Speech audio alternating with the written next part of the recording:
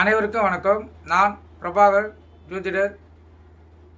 ஓம் சிவாய நமக. திருச்சிற்றம்பலம். சிவசக்தி. இப்போ நான் என்ன சொல்ல போகிறேன்னா, இந்த 7-11 பரிவர்த்தனை பற்றி தான் சொல்ல போகிறேன். கருத்தில் கொள்ளுங்க. லான் போட்டு லக்கணும், அங்கேருந்து 7ஆம் இடம் 11ஆம் இடம் இருவரும் வீடு மாறிப்பாங்க. அது பரிவர்த்தனை பற்றி தான் சொல்ல போகிறேன். கருத்தில் கொள்ளுங்க. இதுபோல் பரிவர்த்தனை பெற்ற அமைப்பு இருந்தால் அந்த ஜாதகருக்கு திடீர் தன லாபம் ஏற்படும். அதாவது லாட்ரி சீட்டு, புதையல், அதுபோல் யோகங்கள் ஏற்படும். திருமணம் தாமதமாகும்.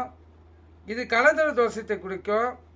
அதேபோல் மனைவிக்கு ஆயுள் பங்கத்தையும் ஏற்படுத்தும். கருத்தில் கொள்ளுங்கள். அதே போல் மனைவியும் கூட்டாளிகளும் அந்த ஜாதகருக்கு நல்லவராகவே அமைவாங்க. இந்த ஜாதகருக்கு பிறகும் மூத்த மகளில் ஆரோக்கியம் கெட்டு கவலை தரும் விதமாக இருக்கும். அதே போல் மனைவி மூலம் அந்த ஜாதகருக்கு பணம் சேரும். மனைவி வேலைக்கு சென்று சம்பாதிக்கக்கூடியவராக இருப்பாங்க. இவரை விட வருமானம் அதிகமாக வாங்கக்கூடியவராக இருப்பாங்க.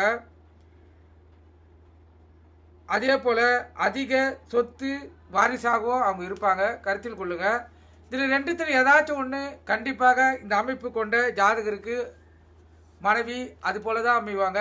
அவங்க சொந்தமாக இல்லை அரசாங்க வேலையிலேருந்து இவரோட அதிகமாக சம்பாதிப்பாங்க.